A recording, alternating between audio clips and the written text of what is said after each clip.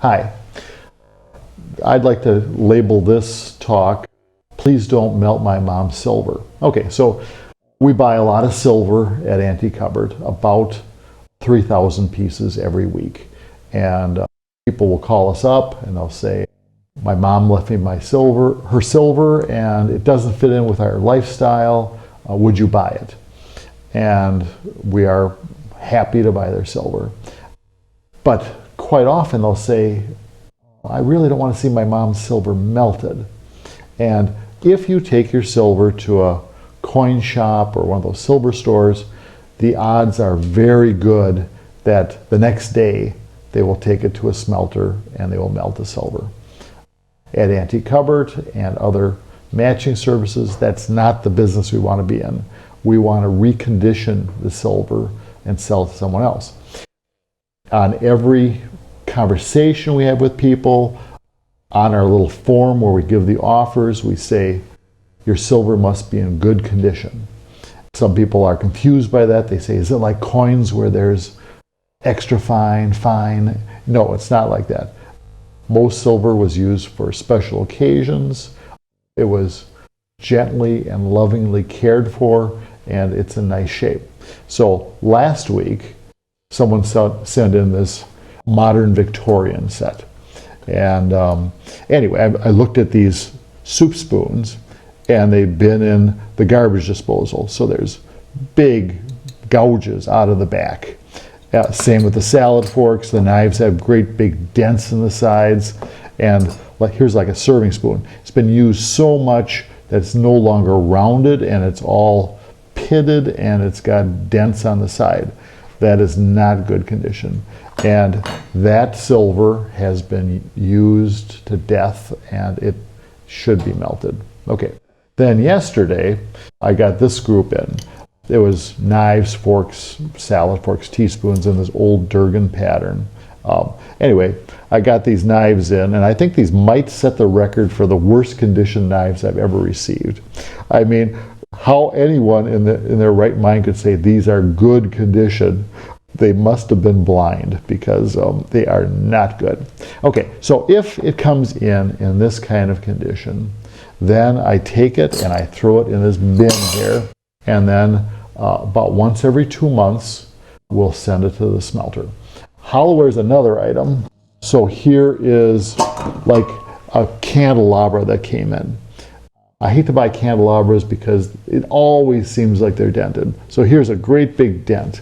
It's filled, and so it's very difficult to get that dent out, and so it's really not worth the effort to fix it, and so it's got to be melted.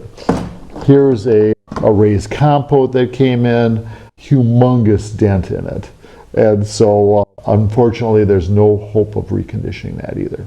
Okay. So the other thing, it's kind of interesting that we send to the smelter. We have silversmiths on duty here, and they polish all the silver that comes in. On antique silver, we polish it by hand, but for newer, that is 1920s to present silver, we have the silversmiths use a machine. And the machine has cloth wheels on it, and they use a polishing compound. Well, when they do that, this dirt or dust is created as a byproduct. And about every 2 weeks, we get about 75 pounds of that dirt. And that dirt is about 20% silver. And so we send it into the smelter, they refine it, and we get a check for $600 to $800 every couple of months, and it helps keep our prices lower. Regarding smelters, we actually began at Antique Cupboard because my grandfather, who was a banker, gave a loan to a smelter. And then he saw the silver being smelted, and he said, oh, I don't know if I like what you're doing. He said, could I buy some of this silver and start a retirement hobby? Yeah, the smelter said, other people have asked, and the answer was no. For you, the answer is yes.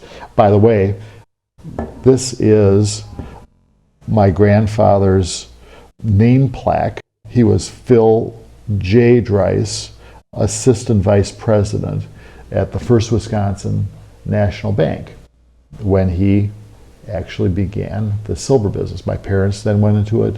I went into it. My children are in it. This summer, some of my grandchildren again will be working here. So it's funny how little things can lead to big things. Anyway, for the last few years we've been using a smelter called Century Refining. They've got a very state-of-the-art plant up in the Minneapolis area.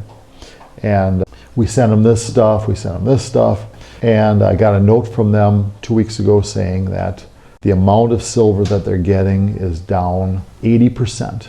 And that the other big business they have is with x-rays, medical x-rays, and they used a lot of silver in those, and now they've gone digital, and so there is no more x-rays. And that part of their business is down 90%. And so, like I said, we're not going bankrupt, but we are losing money every month, and so we are going out of business. We also heard this week that Ohio Precious Metals, another refiner, is going out of business. So what's that saying to us? It's saying that there's not that much silver that people are melting, which is a good thing, but I think it's also there's not that much silver that people have. After this big run-up of silver prices, a lot of people have melted their silver at the silver shops, and that silver is gone. It makes what's left more desirable and more valuable.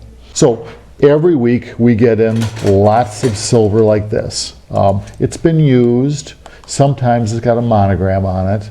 And we'll take someone's mother's silver and we will give it to our silversmiths, and they will recondition it.